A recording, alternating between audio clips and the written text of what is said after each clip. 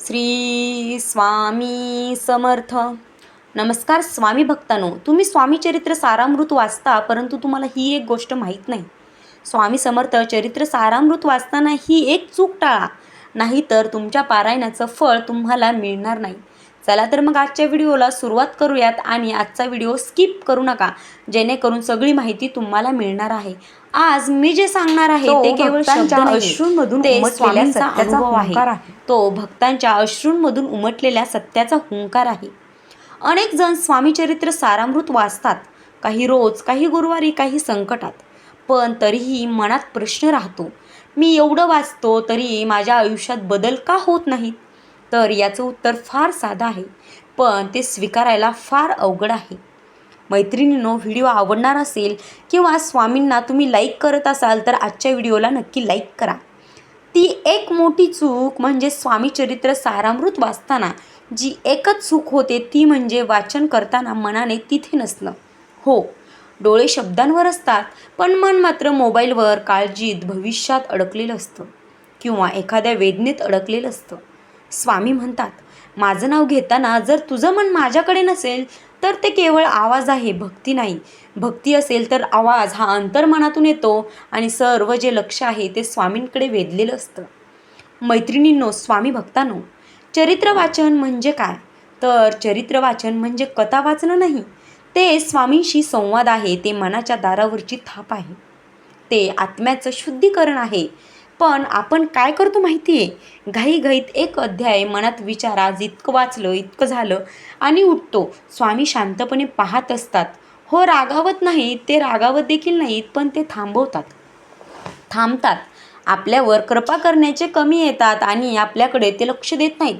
कारण ते म्हणतात, जर तुझंच लक्ष माझ्याकडे नसेल तर मग मीही का लक्ष देऊ? कारण आपली श्रद्धा जर मनापासून असेल तर स्वामी आपल्यावर पूर्ण कृपा करतात. स्वामी का थांबतात? कारण भक्त वाचतो पण अनुभव घ्यायला थांबत नाही. स्वामींची कृपा शब्दांच्या वेगावर नाही, ती भावाच्या खोलीवर असते. तुझ्या डोळ्यात पाणी आलं का? मन हललं का? अंतर्मनाने स्वामी अशी हाक दिली का? जर उत्तर नाही असेल तर स्वामी म्हणतात, अजून वेळ आहे माझ्याशी जोडायला.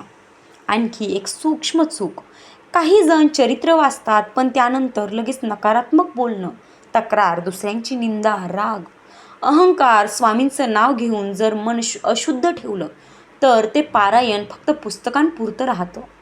स्वामी म्हणतात, माझी कथा वाचून तुझं वागणं जर बदललं नाही तर ती कथा तुझ्यापर्यंत पोहोचलीच नाही. तू फक्त ते शब्द वाचलेस, त्यातील भाव, त्यातील काय उच्चार आहे ते तू समजून घेतला नाहीस. योग्य पद्धत कोणती? स्वामी चरित्र सारामृत वाचण्याची जर योग्य पद्धतच तुम्हाला माहीत नसेल तर स्वामींकडून तुम्ही फळाची अपेक्षा करू शकत नाही. स्वामींच्या चरित्र सारामृतासाठी खूप मोठे विधी नकोत, खूप नियमही नकोत. फक्त इतकंच कर, वाचण्याआधी क्षणभर डोळे बंद कर आणि मनात म्हण, स्वामी आज मी शब्द नाही तुम्हालाच वाचणार आहे. 1-2 ओळी वाच आणि थांब. त्या ओळी मनात उतरू दे. स्वामी धावत येत नाहीत, ते हळूच येतात. स्वामी भक्तांचा अनुभव.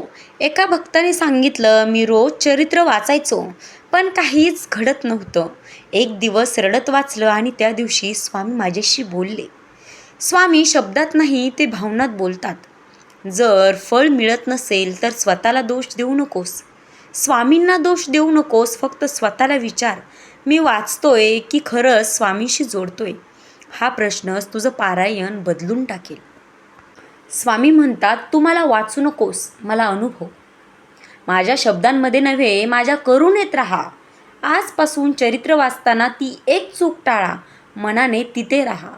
स्वामी नक्की तिथेच आहेत. श्री स्वामी समर्थ. जय जय स्वामी समर्थ. स्वामी भक्तांनो, आजचा व्हिडिओ आवडला असेल तर आत्ताच लाईक करा आणि असे जी चूक करताय स्वामी चरित्र सारामृत वाचताना किंवा स्वामी सेवेत जी चूक करताय ती चूक जाणून घेण्यासाठी आणि त्यामध्ये बदल करण्यासाठी आपल्या चॅनलला नक्की सबस्क्राईब करा, जेणेकरून अशाच टाईपचे व्हिडिओ आपण रोज आपल्या चॅनलवर अपलोड करत असतो. भेटूयात पुढच्या व्हिडिओमध्ये. तोपर्यंत धन्यवाद.